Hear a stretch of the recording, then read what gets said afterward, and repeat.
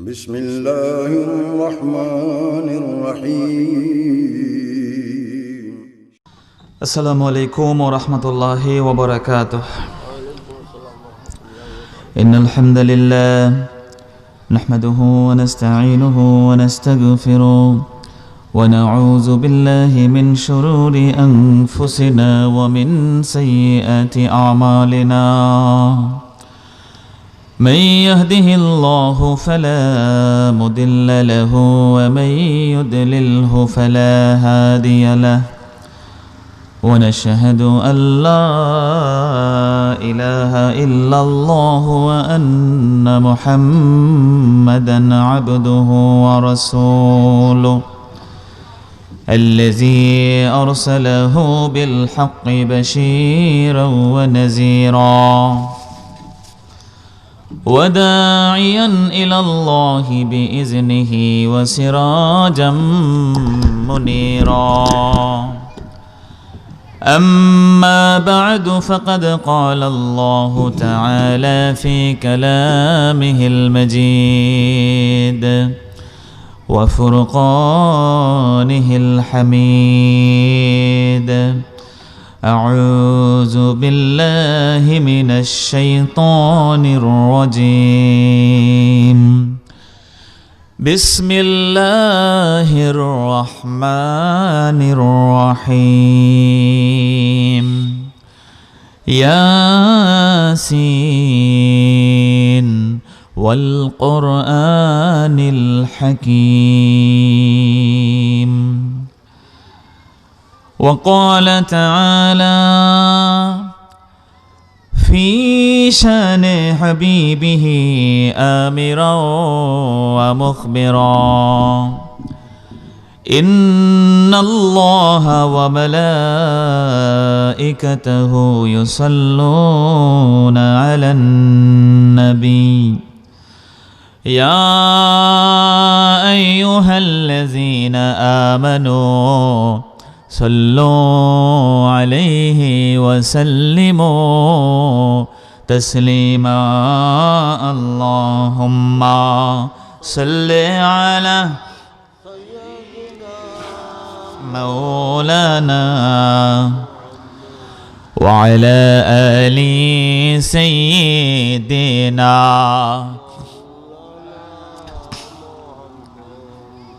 रही मेरा मस्कन हवाले काबा बनी मेरा मदहन दियारे मदीना.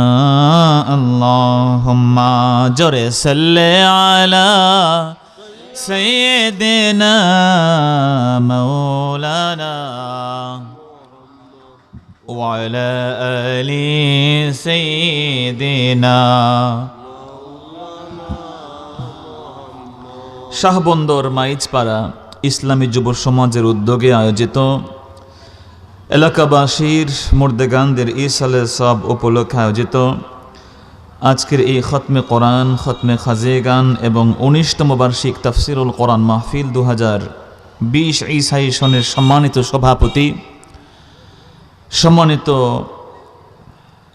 আমাদের শাহবন্দর জামা মসজিদের খতিব ও পেশ ইমাম মাওলানা মাঈনুদ্দিন সাহেব, উপস্থিত আছেন অন্যান্য মুরব্বিয়ানে কেরাম, আমন্ত্রিত ওলামায়ে কেরাম, মুআজ্জাজ ও মুহতারাম, সম্মানিত আমন্ত্রিত মেহমানানে আযম, কলিজার টুকরা আমার যুবক ভাইয়েরা, ছোট্ট সোনামণি শিশু বন্ধুরা, পর্দার অন্তরাল থেকে যারা আমাদের সাথে যুক্ত আছেন, আমাদের অতি সম্মানিত মা এবং বোনেরা, আপনাদের সবার খেদমতে আলোচনা শুরুতে আরও একবার নিবেদন করছি ইসলামী সম্ভাষণ, সশ্রদ্ধ সালাম, আসসালামু আলাইকুম ওয়া রাহমাতুল্লাহি ওয়া বারাকাতুহু। সম্মানিত হাজিরিন, সবার আগে সর্বপ্রথমে আমরা শুকরিয়া জ্ঞাপন করছি আল্লাহ সুবহানাহু ওয়া তাআলা জাল্লা জালালুহু ওয়া আম্মা নওয়ালুহুর আলিশান দরবারে যে আল্লাহ রাব্বুল আলামিন আজকে আমাদেরকে এই পূত পবিত্র জান্নাতের বাগানে বসার তৌফিক দিয়েছেন। আমরা সকলে পড়ে নিচ্ছি কালিমাতুশ শুকর আলহামদুলিল্লাহ। প্রিয় ভাইয়েরা, আমরা আজকে মাহফিলে আসতে পেরেছি, আমাদের নিয়তটা ভালো, ঘর থেকে নেক নিয়তে বের হওয়া এটা একটা বড় ইবাদত। সবাই সবসময় ঘর থেকে নেক নিয়তে বের হতে পারে না, যারা পারে তারা ধন্য। আল্লাহর প্যারা হাবিব বলেছেন, মা মিন খারিজিন ইয়াখরুজু ইয়ানি মিন বাইতিহি, আল্লাহর কোনো গোলাম যদি ঘর থেকে বের হয় তখনই তার ঘরের দরজায় 2টা পতাকা আল্লাহ পাকের পক্ষ থেকে দিয়ে দেওয়া হয়। রায়াতুন ফি ইয়াদি মালাক ওয়া রায়াতুন ফি ইয়াদি শায়তান, একটা পতাকা থাকে ফেরেশতার হাতে, আরেকটা পতাকা থাকে যার হাতে, সে হচ্ছে কে? শয়তান। ফাইন খারাজা লিমা ইউহিব্বুল্লাহ ইত্তাবাহুল মালাক ফালাম ইয়াজাল তাহতা রায়াতিল মালাক হাত্তা ইয়ারজিআ ইলা বাইতিহি। আল্লাহর প্যারা হাবিব বলেন, যদি আল্লাহর কোনো গোলাম এমন কোনো কাজে বের হয় যে কাজে আল্লাহ খুশি, যেই কাজটা ভালো, কি ভালো কাজ তা আমরা সকলেই জানি, ভালো কাজ কি তা আমাদের দিল সায় দেয়। যদি আল্লাহর কোনো গোলাম ভালো কোনো কাজে বের হয় তাহলে নূরের ফেরেশতা তার জান্নাতি পতাকা নিয়ে ওই বান্দার সঙ্গী হয়ে যায়। সুবহানাল্লাহ। এমনকি ঘরে ফিরে আসা পর্যন্ত তার সাথী হয়। ওয়া ইন খারাজা লিমা ইউসখিতুল্লাহ ইত্তাবাহু শাইতান বিরায়াতিহি, যদি আল্লাহর কোনো গোলাম ঘর থেকে বের হয় কারো বিরুদ্ধে মিথ্যা মামলা দেওয়ার জন্য, মিথ্যা সাক্ষী দেওয়ার জন্য, কারো ঘরে আগুন জ্বালানোর জন্য, কারো দোকান চুরি করার জন্য, কারো অধিকারকে নষ্ট করার জন্য, কারো বিরুদ্ধে অন্য মানুষকে লেলিয়ে দেওয়ার জন্য, আছে না নাই? আছে। রাসূলুল্লাহ বলেন, তাহলে শয়তান তার পতাকা নিয়ে সে বলে যে আমার একটা মুরিদকে পাইলাম, আমার একটা ফলোয়ার্স যে আমাকে লাইক করে, আমাকে ভালোবাসে, তাকে পেলাম। শয়তান তার সঙ্গী হয়ে যায়, এমনকি ঘরে ফিরে আসা পর্যন্ত শয়তান তার সাথী হয়ে যায়। নাউযুবিল্লাহ। যদি আল্লাহর কোনো গোলাম ঘর থেকে যখন বের হবে নেক নিয়ত করে ঘর থেকে বের হয় আর ঘরে জীবন টানা নিয়ে ফিরে আসে, মৃত্যুবরণ করে, খোদার কসম নূরের ফেরেশতা তাকে আল্লাহর কাছে সুপারিশ করে জান্নাতে নিয়ে যায়। সে বলবে, আল্লাহ আপনার গোলাম তো আপনার কাজে বের হয়েছে, আপনি তো ইউ আর স্যাটিসফাইড, আপনি তার উপরে খুশি আছেন, so enter him the paradise, তাকে আপনি আপনার জান্নাতে ঢোকান। যতক্ষণ সে আমার জান্নাতি পতাকার নিচে আছে আল্লাহ, তাকে আপনি জাহান্নামে দিতে পারবেন না। সুবহানাল্লাহ বলে। আর যদি আল্লাহর গোলাম মানুষের ক্ষতি করার জন্য ঘর থেকে বের হয়, কারো অধিকার নষ্ট করার জন্য ঘর থেকে বের হয়, মৃত্যুবরণ যদি সেই সময়ে করে, শয়তান তখন বলবে, আল্লাহ হি ইজ মাই ফলোয়ার, সে হচ্ছে আমার অনুসারী, তাকে আপনি জাহান্নামে দিয়ে দেন। নাউযুবিল্লাহ। তা আমাদের ভাইরা প্রতিটা কাজ, প্রতিটা দিন সকালে উঠিয়ে আমি মনে মনে বলি, আমি যেন সারাদিন ভালো হয়ে চলি, আছে না নাই? এগুলো খালি কি মুখস্থ করার জন্য? জোরে বলেন। এগুলো কেবলই কি পরীক্ষায় পাস করার জন্য? না না না, কবিরা এগুলো লিখেছেন যাতে এই পথ দিয়ে আমরা আমাদের জীবন চালাই। কবি বলেছেন, আল্লাহ কিয়ামতের দিন বলবেন, হে আদম সন্তান, তুমি আমাকে সেবা করো নাই কেন, আমাকে খাওয়াও নাই কেন? মানুষ বলিবে, তুমি প্রভু করতার, আমরা কেমনে লইব তোমার পরিচর্যার ভার। আল্লাহ তুমি তো আমাদের মহান প্রভু, তোমার সেবা আমরা কেমনে করব? তোমাকে খাওয়াবো কেমনে? তোমাকে ফিড করা এটা কি সহজ করা? তুমি না আমাদের খাওয়াও। আল্লাহ বলবেন, দেখো না কত মানুষ কষ্টে ছিল, কত মানুষ বিপদগ্রস্ত ছিল, কত মানুষ না খেয়ে কান্না করেছে, তারা তো আমার পরিবার। আল খালকু আয়ালুল্লাহ। রাসূলুল্লাহ বলেন, আল্লাহ পাক ইরশাদ করেছেন, এই তামাম বিশ্ব জগতে যত মানুষ আছে সবাই আমার ফ্যামিলি, আমার পরিবার। যে আমার ফ্যামিলিকে, আমার পরিবারকে যত্ন করবে, সে আমাকেই যত্ন করবে। সুবহানাল্লাহ। এই জন্য প্যারা হাজিরিন, আমরা ঘর থেকে আজ থেকে যতদিন বের হব নিয়ত থাকবে ভালো। রাজি আসে না নাই? জোরে বলেন, আসে না নাই? মাহফিল খালি শুনবার জন্য না, মাহফিলটাও খালি আমাদের 18 বছর আগে যারা করেছেন আমরাও করি, না করলে কেমন হয়, লোকজন কেমন বলে, এটার জন্য যেন না হয় ভাইয়েরা।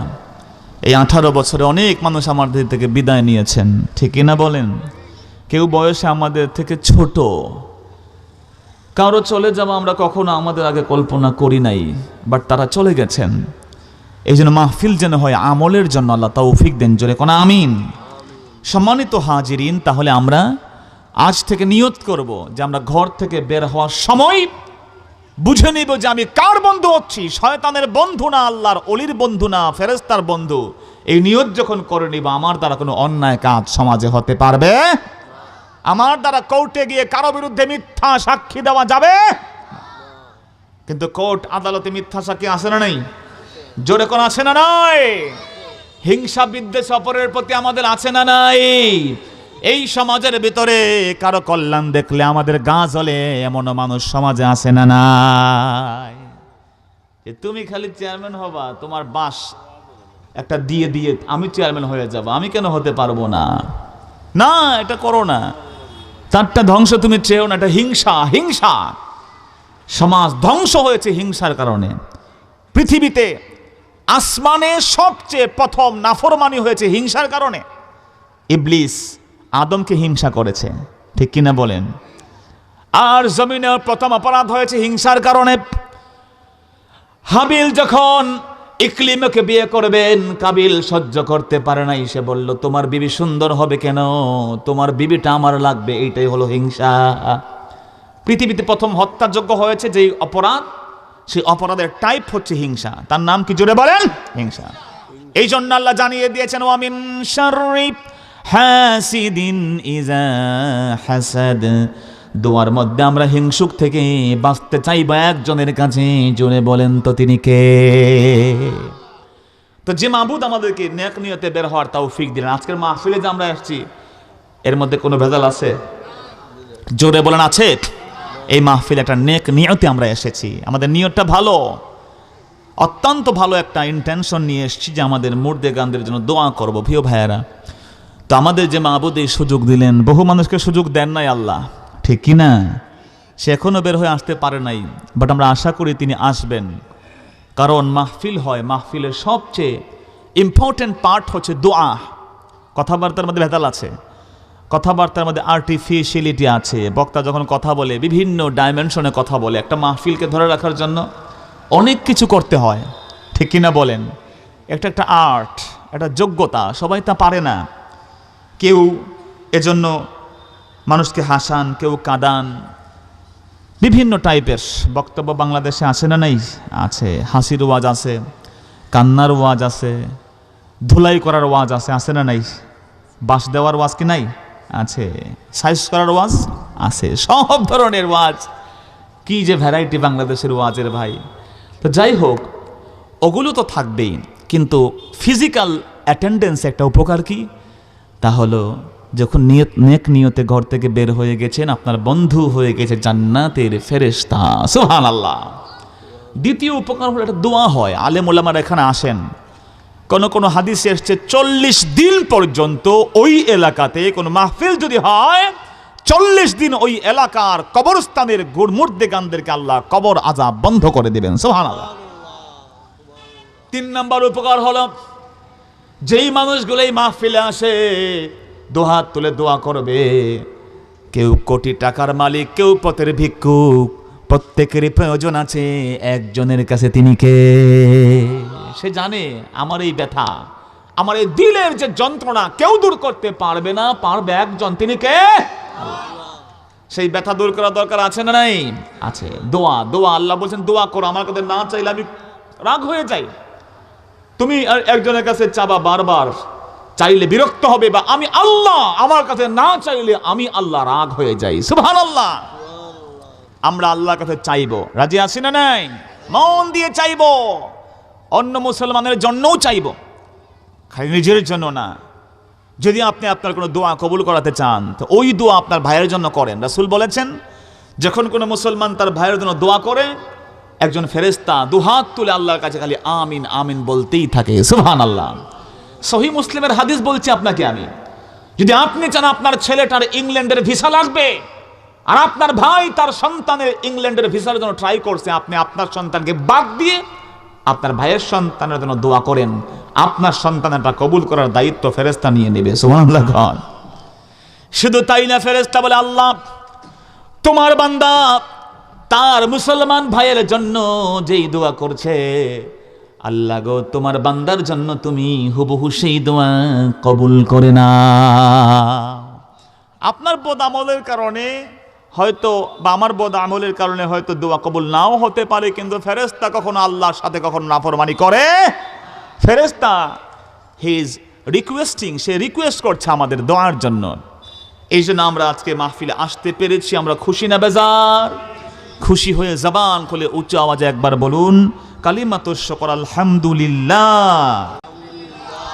লক্ষ কোটি তার থেকে অনেক অনেক অনেক গুণ বেশি দুরূদ আর সালাম আমাদের প্যারা নবীর প্রতি পাঠ করছি, যিনি শামসুদ্দোহা, যিনি বদরুদ্দুজা, যিনি নূরুল হুদা, যিনি হাবিবে খোদা, যিনি সাইয়্যিদুল কাউনাইনি ওয়াস সাকালাইন, সাইয়্যিদুল আম্বিয়া ওয়াল মুরসালিন, রাসূলুর রাব্বিল আলামিন, আফতাবে নবুওয়াহ, শাহেনশাহ রিসালা, সুলতান মদিনা, হুজুর আকরাম, নূরে মুজাসসাম, নূরুন আলা নূর, সাইয়্যিদুনা নবিয়ুনা শফিউনা হাবিবুনা তাবিবুনা ওয়া তাবিবু কুলুবিনা ওয়া কুদওয়াতুনা ওয়া সানাদুনা ওয়া মাওলানা মুহাম্মদ সাল্লাল্লাহু আলাইহি ওয়াসাল্লামের প্রতি আল্লাহ পাক যাকে এই পৃথিবীর সর্বশ্রেষ্ঠ মুআজিজা দিয়েছেন তার নাম হলো আল কোরআন। তার নাম কি জোরে বলেন?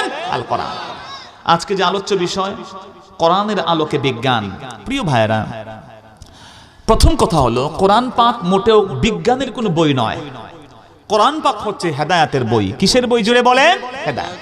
তবে আল্লাহ সুবহানাহু ওয়া তাআলার হাবিব তার প্রিয় বিবি আয়েশা রাদিয়াল্লাহু তাআলা আনহা একটা কথা বলেছেন, যে রাসূলের পাকের কাছ থেকে শুনেছেন এবং আল্লাহ নিজে বলেছেন, মা ফাররাতনা ফিল কিতাবি মিন শাই, আমি আল্লাহর কিতাবের ভিতরে এমন কিছু নাই যা বলি নাই। সুবহানাল্লাহ। পৃথিবীতে আদম সৃষ্টি শুধু না, এই পৃথিবীর সূচনা থেকে কিয়ামত পর্যন্ত পৃথিবীর মানুষের কি লাগবে না লাগবে সব কিছুর সমাধান আছে একটা কিতাবের মধ্যে, তা হলো আল কোরআন।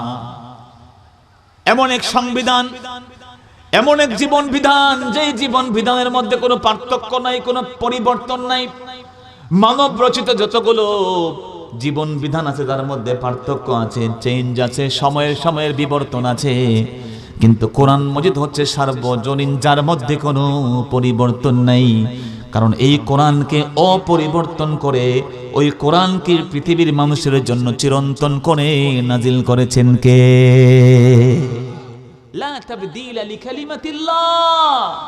আল্লাহ পাকের কালিমার মধ্যে কোনো তাবদীল, কোনো চেঞ্জ, কোনো এক্সটেনশন, কোনো প্রকারের পরিবর্ধন, সংযোজন, বিয়োজন। এটা এমন এক কিতাব আল্লাহ রাব্বুল আলামিন এমন অবিচল এমন এক মহাগ্রন্থ নাজিল করেছেন, সেজন্য এমন কিছু নাই যা কোরআন মাজিদে আপনি পাবেন না। আম্মা জান আয়েশা রাদিয়াল্লাহু বলেন, দুনিয়ার মানুষ যদি তোমার জুতার ফিতাটাও হারায়া ফেলো, জুতার ফিতা খুঁজে পাচ্ছ না, কোথায় হারিয়ে গেল, কিচ্ছু পাও না, আম্মা জান আয়েশা রাদিয়াল্লাহু বলেন, যদি তুমি তোমার জুতার ফিতাটাও খুঁজে না পাও, তাহলে কোরআন মজিদ খুলে পড়তে থাকো, তোমার জুতার হারিয়ে যাওয়া ফিতাটা ফিরিয়ে দিবেন কে?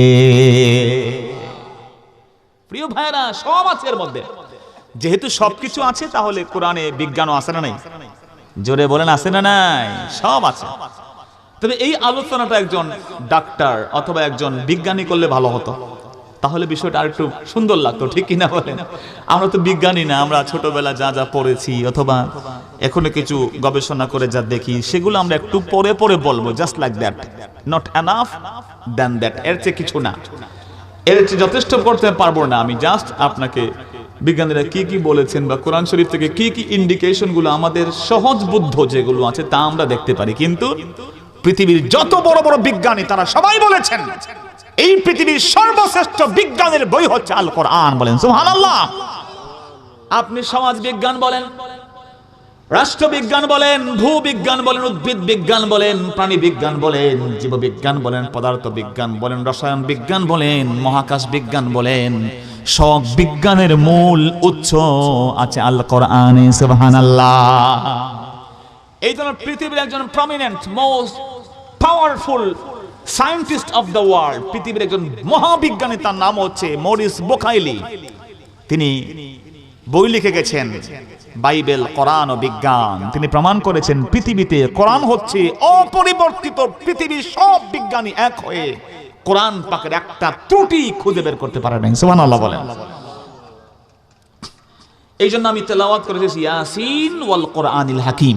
এই দুটি আয়াতের উপরে আমরা তাফসির করতে গিয়ে তার মাঝে মাঝে আমরা কোরআনে পাকে কি বিজ্ঞানের দিক নির্দেশনা আছে সামান্য সময়ের মধ্যে আমরা খোঁজার প্রয়াস পাবো। আল্লাহ যেন আমাদেরকে তৌফিক দেন, জোরে বলেন আমিন। ইয়াসিন এর অর্থ কি আমরা জানি না। ইয়াসিন অর্থ কি আমরা কেউ জানি না, তবে জানি ইয়াসিন এটা সূরার নাম, ঠিক কি না বলেন? এই সূরা আমরা মুখস্থ করলে আমাদের কলব, আমাদের হার্ট কবরে আল্লাহ পুরাইবেন না। সুবহানাল্লাহ বলেন। আমরা জেনেছি ইয়াসিন যখন আমরা মুর্দার সামনে পড়ব, যেই লোকটা মৃত্যু পথযাত্রী তার সামনে যদি সূরা ইয়াসিন পড়ি, রাসূল বলেন ইকরাউ ওয়াতলু সূরাতাল ইয়াসিন ইনদা মাউতাকুম। তোমাদের যেই মানুষটা মৃত্যুর পথযাত্রী, সাকরাতুল মাউতের মধ্যে আছে, তার সামনে গিয়ে ওযু করে সুন্দর করে সূরা ইয়াসিন পড়ো। সূরা ইয়াসিনের বদৌলতে তার মৃত্যুর আযাবকে কমিয়ে দিবেন কে? আল্লাহ রিডিউস করে দিবেন ইয়াসিনের বরকতে। যদি আল্লাহর কোন গোলাম কোন গুরুস্থানের সামনে গিয়ে সূরা ইয়াসিন সকালবেলা পড়ে, রব্বুল আলামিনের হাবিব বলেন সন্ধ্যা পর্যন্ত ওই কবরস্থানে আল্লাহ আযাব বন্ধ করে দিয়ে দিবে। যদি সূরা ইয়াসিন কেউ সন্ধ্যার বেলা পড়ে, রাসূল সাল্লাল্লাহু আলাইহি ওয়াসাল্লাম বলেন সূরাতুল ইয়াসিনের বদৌলতে রব্বুল আলামিন ওই গোরস্থানে পরদিন ফজর পর্যন্ত কবর আযাবটা বন্ধ করে দিয়ে দিবে। তো এই সূরার বরকত আছে না নাই? জোরে বলেন আছে না নাই? ইয়াসিন এর অর্থ কি? কেউ কেউ বলছেন ইয়াসিন নবীর নাম, বাট আবার কেউ কেউ বলছেন ইয়াসিন মানে ইয়া ইনসান, হে মানুষ। কারণ কোরআন শরীফকে আল্লাহ নাজিল করেছেন মানুষের জন্য, ঠিক কি না বলেন? হুদাল লিন্নাস, तमाम মাখলুকাতের গাইডেন্স, দ্য বেস্ট গাইডেন্স, সবচেয়ে উত্তম একটা পথ নির্দেশিকা হিসেবে এই কোরআন পাককে আল্লাহ সুবহানাহু ওয়া তাআলা ইয়াসিন বলেছেন, আলিফ লাম বলেছেন, কাফ হা ইয়া আইন সাদ বলেছেন, আলিফ লাম রা বলেছেন, তাহা বলেছেন। এগুলো কেন বলেছেন? এগুলো বলে গোটা বিশ্ব মানবতাকে বুঝাই দিয়েছেন তোমরা কোনোদিন কোরআন মাজিদের সাথে ফাইট করে পারবে না। আজকেও কোরআন শরীফ এই যুগে চলে না। কোরআন শরীফ হচ্ছে ব্যাকডেটেড। কোরআনের আইন দিয়ে বিশ্ব চলে না, কোরআনের আইন দিয়ে সংসদ চলে না, কোরআনের আইন দিয়ে মার্কেট চলে না, কোরআনের আইন দিয়ে সমাজ চলে না বলে কিছু কপাল পুরা নাস্তিকরা স্লোগান দেয়, আছে না নয়? কিন্তু ভাইয়ের আমার অবাক হয়ে জানবেন, আজকে তারা যতই বলে কোরআন চলে না, কোরআন মাজিদ চলে না, কোরআন শরীফকে আমরা মানতে পারি না, কিন্তু খোদার কসম একটা নাস্তিকের বাচ্চা একথা বলার সাহস পায় নাই এই কোরআন মাজিদে ভুল আছে। আল্লাহু আকবার বলেন। কারণ এই কোরআন মাজিদে ভুল তো ভালো, ভুলের সন্দেহ নাই। বলেছেন কে? একজন ব্যক্তি যখন বই লেখে তখন ডিসক্লেইমার দেয়, মুখ বন্ধ করে দেয় যে ভাই এই বইটাতে লিখলাম এর মধ্যে কোনো ভুল থাকতে পারে, যদি আমাকে তুমি একটু শুধরে দাও আমি পরবর্তী এডিশনে এটাকে আমি ঠিক করে দিব। বানানের ভুল থাকতে পারে, ভাষাগত ভুল থাকতে পারে, ত্রুটি থাকতে পারে, মানুষ মাত্রই ভুল, আপনি ঠিকঠাক করে দিয়েন আমরা দেখে নিব। কিন্তু পৃথিবীর একটা কিতাব, যেই কিতাবের ভিতরে আল্লাহ রাব্বুল আলামিন, ভুল তো ভালো, যেই কিতাবের ভিতরে আল্লাহ রাব্বুল আলামিন মিস্টেক তো ভালো, রং তো ভালো, রব্বুল আলামিন বলে দিয়েছেন ভুল তো ভালো, আমার এই কিতাবের ভিতরে ভুলের কোনো সন্দেহ নাই। সুবহানাল্লাহ। আল্লাহ নাযিল করে জানালেন যালিকাল কিতাবু লা রাইবা ফি হুদাল লিল মুত্তাকিন। যালিকাল কিতাব, that is the book, এটা হচ্ছে সেই বই যার মধ্যে নো কনফিউশন, এর মধ্যে কোনো কনফিউশনও নাই, ভুল ভালো, ভুলের কোনো সন্দেহ নাই। সুবহানাল্লাহ বলবেন না? এই কথা কে বলতে পারে? যিনি এই কিতাব নাজিল করেছেন, যিনি এই কুল কায়নাতকে বানিয়েছেন নির্ভুল ভাবে, নিশ্চিত ভাবে, মেজারমেন্ট দিয়ে, অ্যাকুরেসি দিয়ে। যদি বলেন না সুবহানাল্লাহ, তার কিতাবের মধ্যে কোনো ভুল থাকতে পারে এই জন্য কাফেররা যখন বিভিন্ন কথা বলল কোরআন মাজিদ সম্পর্কে, মুসলমানরা বললেন যদি কোরআন সম্পর্কে উল্টা পাল্টা বলো, তোমরা তো পৃথিবীর সর্বশ্রেষ্ঠ সাহিত্যিক, তাহলে আলিফ লাম মিম অর্থ কি আমাদেরকে খুঁজে বের করে দাও। আলিফ লাম রা অর্থ কি বলো, কাফ হা ইয়া আইন সাদের অর্থ বলো, বলো তোমরা ইয়াসিন অর্থ কি, তাহা অর্থ কি। যতজন যত যা বলেছেন সমস্ত মুফাসসির একটা তাফসীর নিয়ে কোনো বিভাগ করেন নাই, কোন বিভক্ত হন নাই। তারা বলেছেন আল্লাহু আ'লামু বিমুরাদিহি বিহি, ইয়াসিন আলিফ লাম মিম তাহার অর্থ কেউ জানে না, জানেন একজন, জোরে বলেন তিনি কে? আল্লাহ ছাড়া কেউ এর অর্থ আমরা জানি। এইজন্য আল্লাহ পাক প্রথম বলছেন যদি কোরআন শরীফকে মনে করো আমি আমার বন্ধু মোহাম্মদ বানাই বলছে, তাহলে তোমরা সব একটা অ্যালায়েন্স তৈরি করো, জিনদেরকে সাথে নাও, মানুষ জিনদেরকে তোমাদের বন্ধু বানিয়ে নাও, জিন আর ইনসান একসাথে হয়ে একটা ঐক্য জোট তৈরি করে আমার কোরআনের মতো আরেকটা কোরআন নাজিল করে দেখাও তো দেখি। পেরেছে? জিনরাও পেরেছে? পারে নাই, কিয়ামত পর্যন্ত পারবে? আরো সহজ করে দিয়ে বলেন 10টা সূরা নাজিল করে দেখাও, তাও পারে নাই। আল্লাহ তারপর আরো সহজ করে বললেন ফাতু বিসূরাতিম মিন মিসলি, গোটা কোরআন শরীফ নাজিল করা লাগবে না, 10টা সূরা নাজিল করা লাগবে না। রে দুনিয়ার কাফের মুশরিক, রে দুনিয়ার অতি উন্নত ব্রেনের মানুষগুলো, তোমরা কোরআনের মতো একটা সূরা নাজিল করে দেখাও তো দেখি। পারে নাই, এখনো পারছে না, কিয়ামত পর্যন্ত পারবে? প্রিয় মুসলমান ভাইরা, রাসূলের এক সাহাবী আবার একটা লাইন লিখে দিলেন, 3 লাইনের একটা সূরা, ইন্না আতাইনাকাল কাউসার ফাসাল্লি রাব্বিকা ওয়ানহার ইন্না শানিআকা হুয়াল আবতার।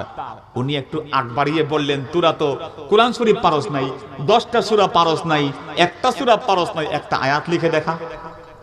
সুবহানাল্লাহ বলবেন না? কিন্তু অবাক করা বিষয়, আপনি শুনলে অবাক হবেন। সকালবেলা ঘুম ভেঙে গেল, সেই সাহাবী গিয়ে দেখলেন ওই 3 আয়াতের নিচে একটা আরবিতে লাইন লেখা। সাহাবী তো মাথা খারাপ হয়ে যাওয়ার পালা, কি লেখা? দৌড়ে গিয়ে কাবা শরীফের সেই দেয়ালে লেখা দেখলেন, সেখানে লেখা আছে ইন্না শানিআকা হুয়াল আবতার ওয়া ইন্না হাযা লাইসা মিন কালামিল বাশার। সুন্দর করে ছন্দের আলোকে কোন একজন কবি লিখে দিয়েছে, শুনে নাও জগতের মানুষ, আমরা কোরআন মাজিদকে মানতে না পারি, কিন্তু একটা কথা মেনে নিতে বাধ্যতা হলো, এই কোরআন পৃথিবীর কেউ কোনোদিন নিজে বানাইতে পারে না। তো সেই কোরআন মাজিদে সব কিছু আছে, বিজ্ঞানের সূত্র আছে না নাই? আছে।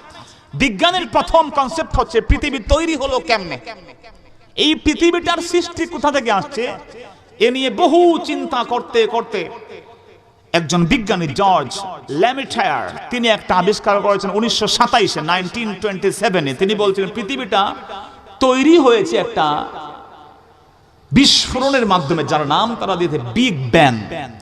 বিগ ব্যাংকে বলা হয় মহানিনাদ, মহা বিস্ফোরণ, এ ম্যাসিভ ব্লাস্ট।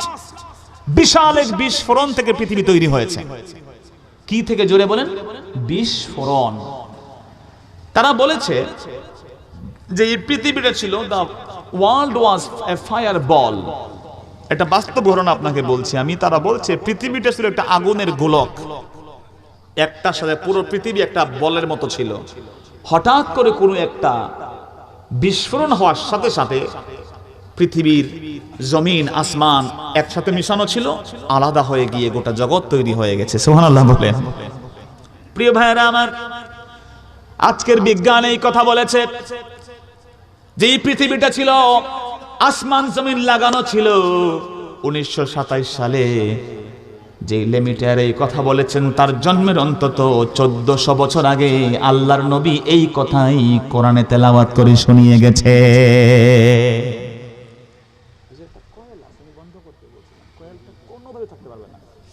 প্রিয় মুসলমান ভাইরা, আল্লাহ রাব্বুল আলামিন সূরা আম্বিয়ার 30 নম্বর আয়াতে বলছেন আওয়ালাম ইয়ারাল্লাযীনা কাফারু আন্নাস সামাওয়াতি ওয়াল আরদা কানাতা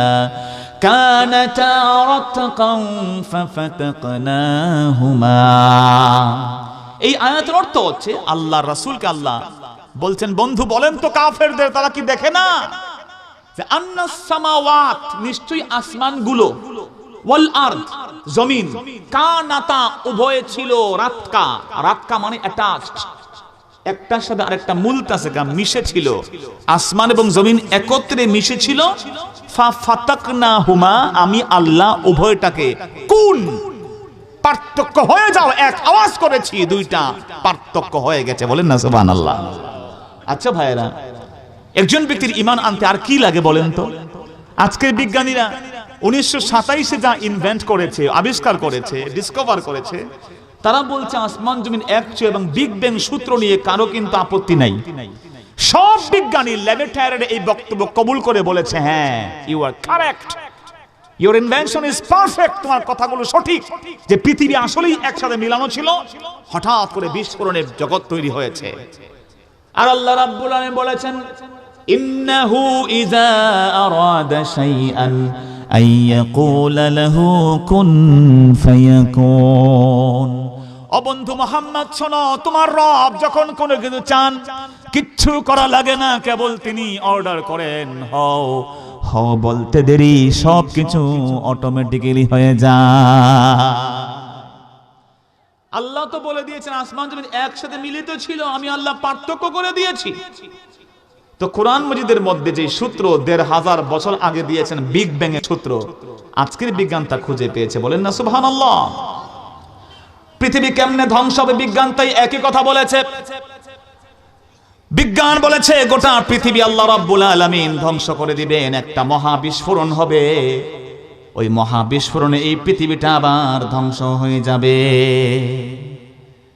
আল্লাহ সেটাও বলে দিয়েছেন। আল্লাহ বলছেন, ওয়ামা আমরুনা ইল্লা ওয়াহিদাতুন কালামহিম বিল বাসার, আমি আল্লাহ অন্য কিছু না, just eye sight, just a glance of your eye, আমি আল্লাহ এই तमाम পৃথিবীকে প্যাকেট করে ফেলবো এক চোখের দৃষ্টিতে। আল্লাহু আকবার বলেন।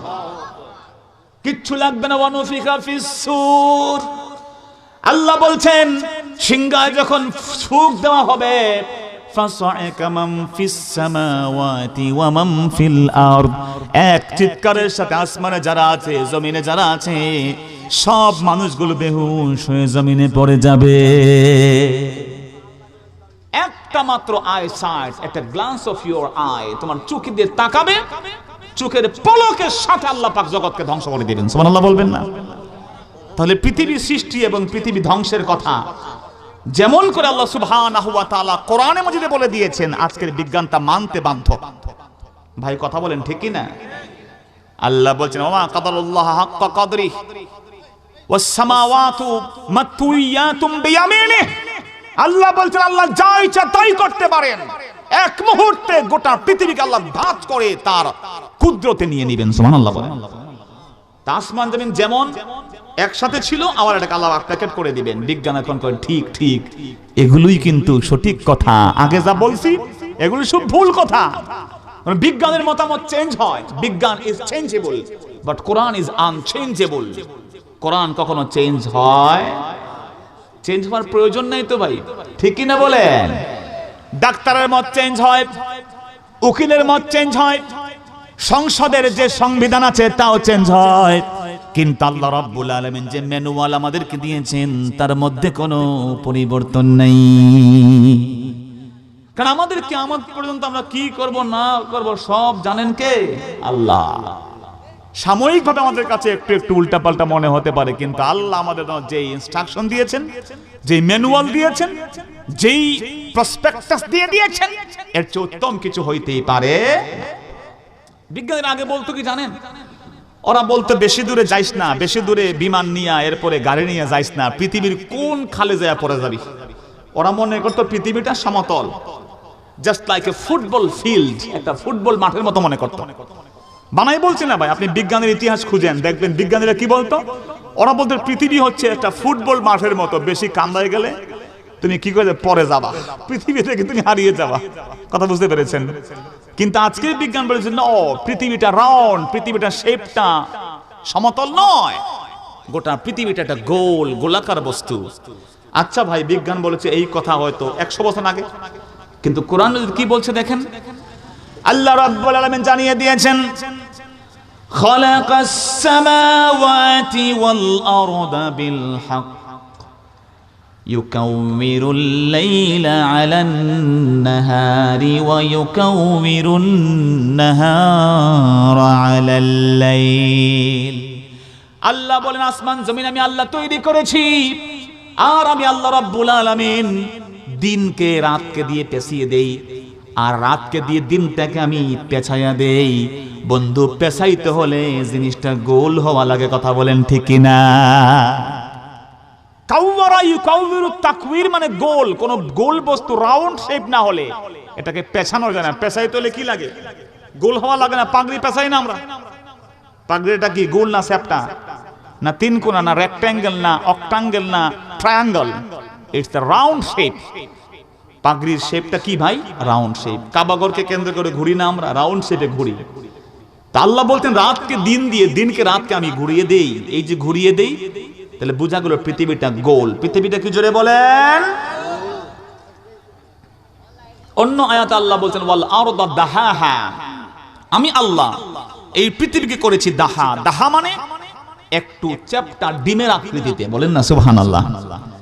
বিজ্ঞানীরা মাঝখানে বলেছিল পৃথিবীটা পুরো গোল, এখন কয় না পুরা পুরা গোল না, একটু চ্যাপ্টা আছে। আল্লাহ বলে দিয়েছেন বহু আগে ওয়াল আরদা দাহাহা, দাহার অর্থই হচ্ছে একটু চ্যাপ্টা ডিম্বাকৃতি, বলেন না সুবহানাল্লাহ। যাকে আরবরা যাকে ইংলিশ বলে ওভাল, ওভাল শেপ। একটা হলো রাউন্ড সার্কেল শেপ, আর সার্কেলের চারটা শেপ আছে, এর নাম হলো ওভাল। ওভাল হচ্ছে একটু ডিমের মতো। এই যে ওভাল শেপে গোটা জগৎকে তৈরি করেছেন কে? আল্লাহ। এই পৃথিবীতে আল্লাহ রাব্বুল আলামিন কিছুকেই বাদ দেন নাই। যা তৈরি করেছেন সব কিছু মেজারমেন্ট দিয়ে তৈরি করেছেন। কোন জিনিসকে আল্লাহ রাব্বুল আলামিন পরিমাণ ছাড়া তৈরি করেন নাই। আল্লাহ রাব্বুল আলামিন জানিয়ে দিয়েছেন সব কিছুর দিকে তাকিয়ে দেখো তুমি আমার সৃষ্টির মধ্যে কোনো ত্রুটি খুঁজে পাও কিনা। আল্লাহ বলছেন ফারজিল বাসারা হাল তারা মিন ফুতুর, তুমি তোমার চেহারাকে বারবার ঘোরাও, দেখো কোনো প্রকারের ত্রুটি আছে কিনা। আমার বন্ধু, কোন পৃথিবীতে কোন দৃশ্য দেখে আপনি ত্রুটি বের করতে পারবেন? জোরে বলেন পারবেন? না না পারবেন না। আপনি দেখবেন কারো মধ্যে আল্লাহ দিয়েছেন কারো দাঁত নাই, কারো চোখ নাই, কারো নাক নাই, কারো হাত নাই, কেউ কথা বলতে পারে না, কারো মধ্যে বুঝ কম, এমন মানুষ পৃথিবীতে আছে না নাই? এগুলো দেখেও আপনি এটা বলবেন না আল্লাহ কেমন সৃষ্টি করলেন।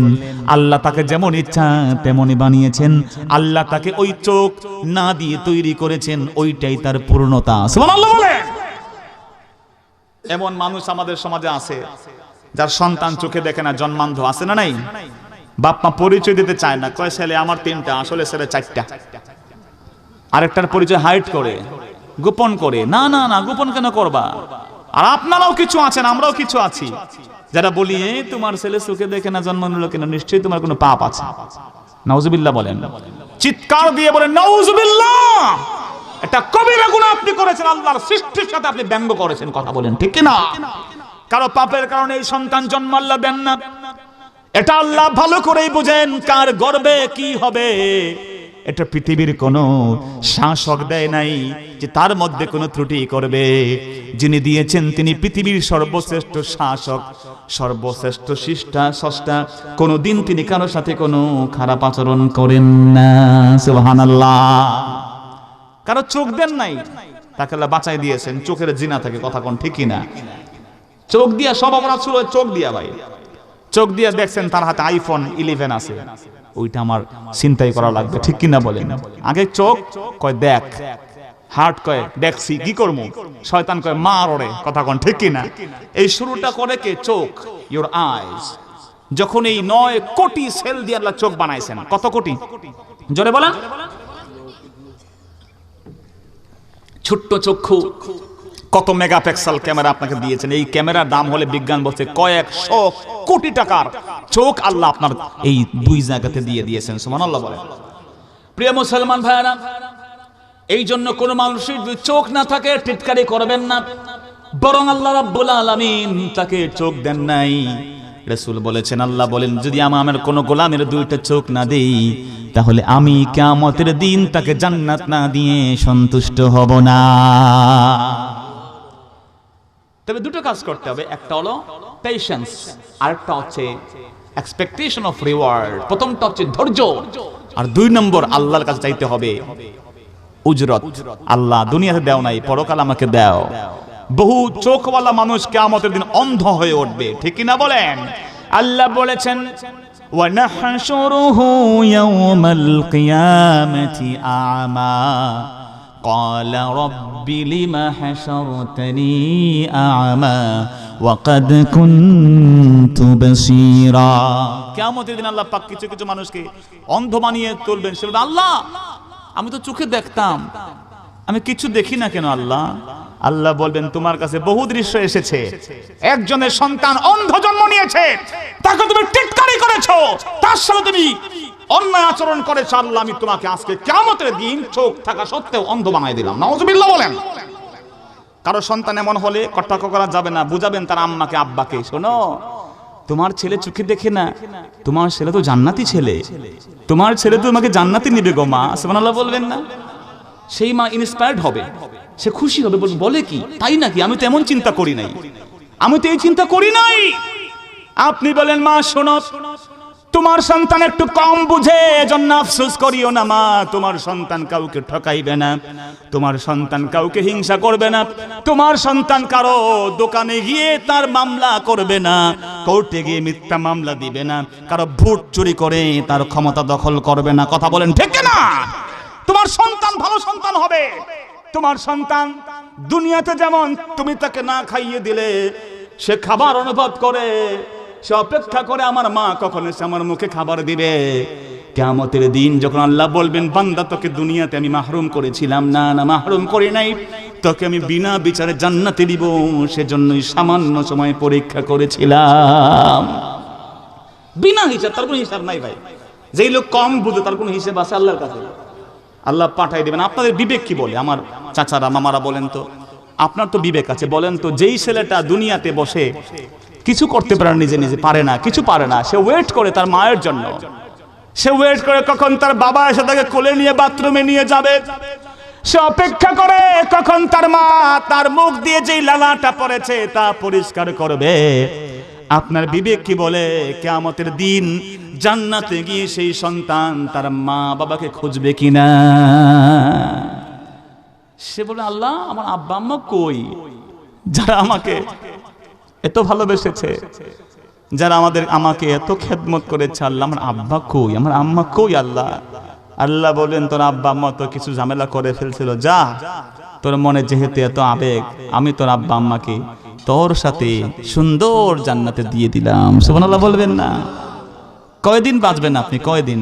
আপনার লিডারের খেদমত আপনাকে জান্নাতে নাও নিতে পারে, আমাদের খেদমত জান্নাতে নাও নিতে পারে, একজন পীর সাহেবের খেদমত আপনাকে জান্নাতে নাও নিতে পারে, কিন্তু আপনি মা, আপনি বাবা, আপনার একটা ডিসেবল সন্তানকে খেদমত করেন, আল্লাহকে সাক্ষী রেখে বলে গেলাম ওই সন্তান আপনাকে জান্নাতের মালিক বানাবে। কথা বলেন ঠিক না?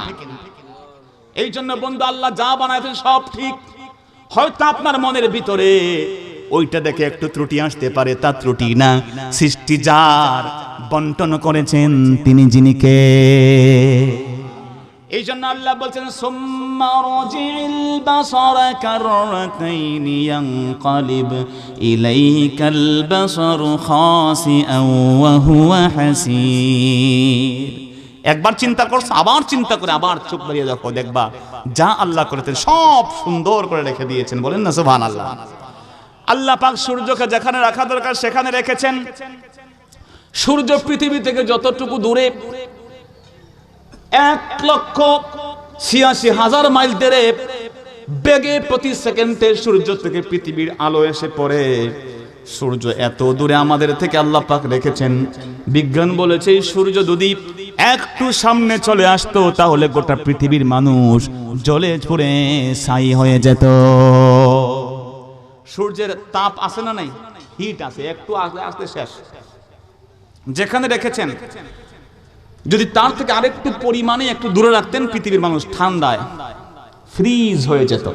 আছে না নাই? ঠান্ডা তো কিছু আমাদের দেশে পড়ছিল কয়দিন আগে, ঠিক না? এতেই আমরা কাবু হয়ে গেছি গা। আল্লাহ পাক চাঁদকে রেখেছেন তার মেজারমেন্ট অনুযায়ী যদি এই চাঁদ সামান্য একটু সামনে চলে আসতো, বিজ্ঞান বলেছে, তাহলে গোটা পৃথিবীর চাঁদের আকর্ষণে জোয়ার ভাটা হয়। কি হয়? জোয়ার ভাটা হয়। এই জোয়ার ভাটা চাঁদের আকর্ষণ বিকর্ষণের কারণে হয়। বিজ্ঞান বলেছে চাঁদ যদি আর একটু সামনে চলে আসতো, গোটা পৃথিবীর পানিগুলো স্ফীত হয়ে গোটা পৃথিবীকে জলের নিচে ডুবায়া দিয়ে দিত। আর একটু দূরে চলে গেলে মরুভূমি হয়ে যেত, কোনো জোয়ার হইতো না নদীতে।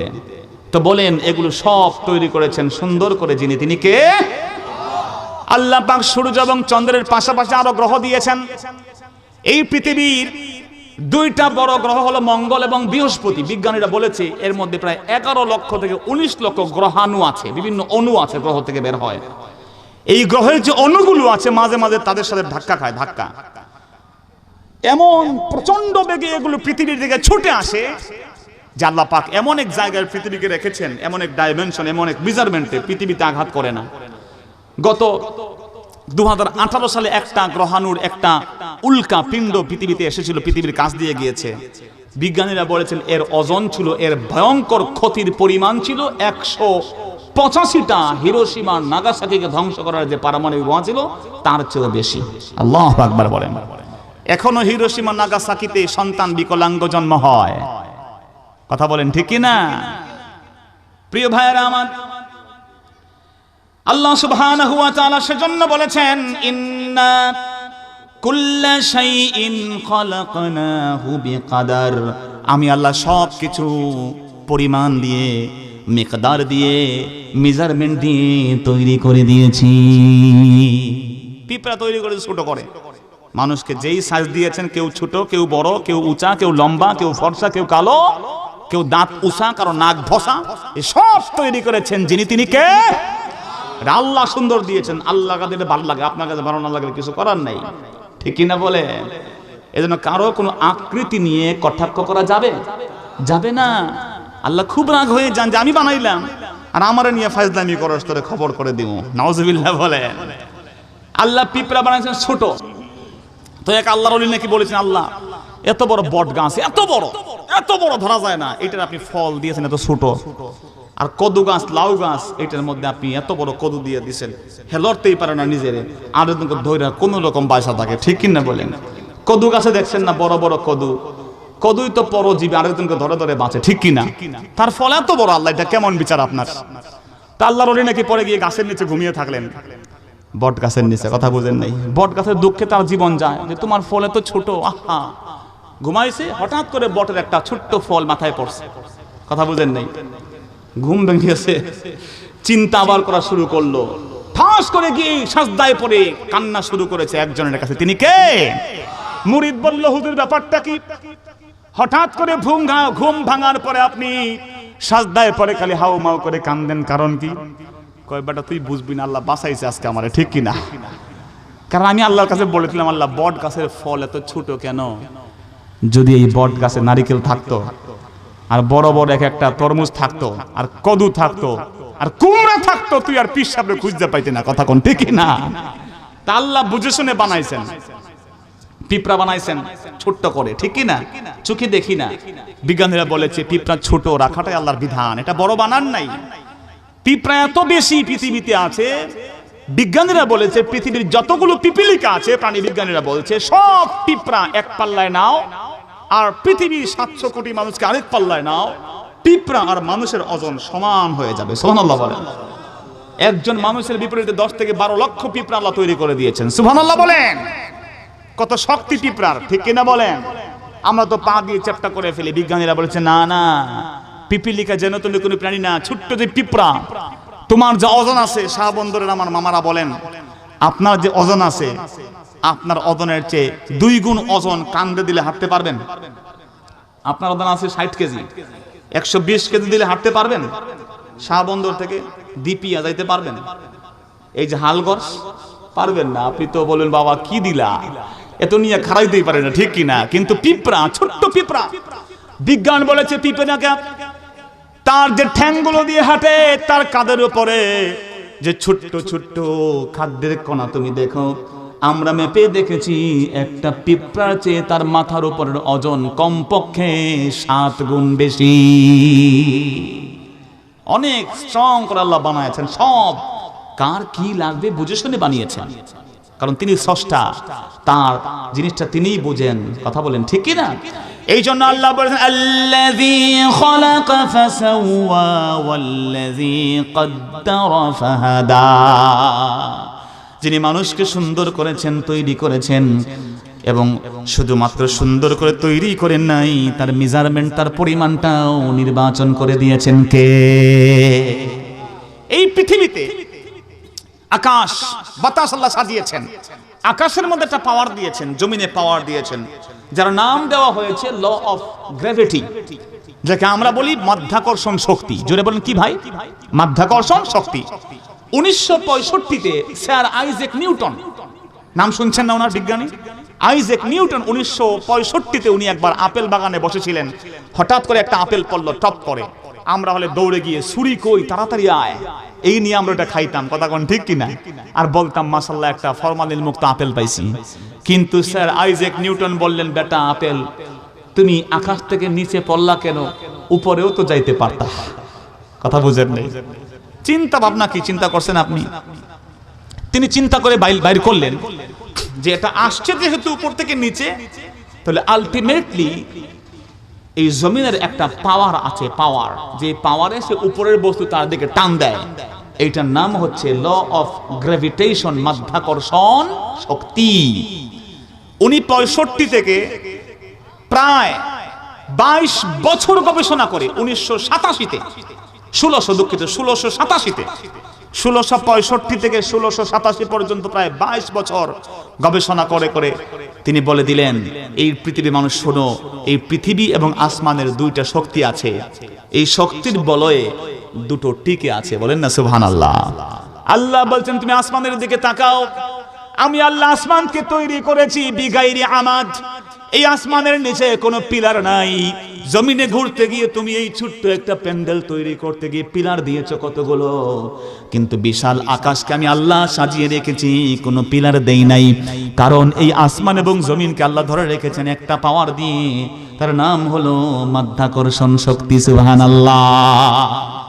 আল্লাহ বহু আগে বলে দিয়েছেন, ইন্নাল্লাহা ইউমসিকুস সামাওয়াতি ওয়াল আরদা আন তাজুলা, আল্লাহ পাক আসমান এবং জমিনকে এমন এক শক্তি দিয়ে আটকে রেখেছেন যাতে করে একটা অপরটা থেকে বিচ্ছিন্ন হতে পারে না।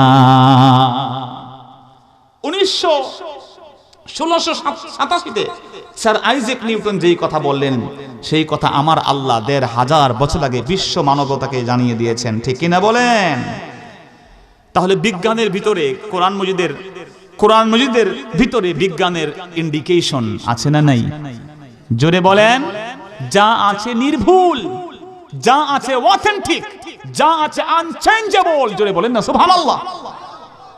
এতগুলো কথা একজন মানুষ শুনলে সে মুসলমান হতে বাধ্য, কিন্তু দুঃখজনক সত্য হলো আমাদের দেশের কিছু কপাল পোড়া নাস্তিক আছে, কিছু কপাল পোড়া বেঈমান আছে, কিছু কপাল পোড়া বামপন্থী আছে, এতগুলো দেখেও তারা ঈমান আনতে চায় না। ঠিক কিনা বলে? কিন্তু আজকে তারা এগুলো দেখে, তারা দেখে যে এগুলো বলেছেন কে? 1500 বছর আগে একজন নবী, যিনি নিজে অনেক কিছুই করতে পারতেন না, কোনো স্কুল কলেজে পড়েন নাই, তিনি কোনো মানুষের কাছে সামনে তিনি লেখে কোনো দেখান নাই।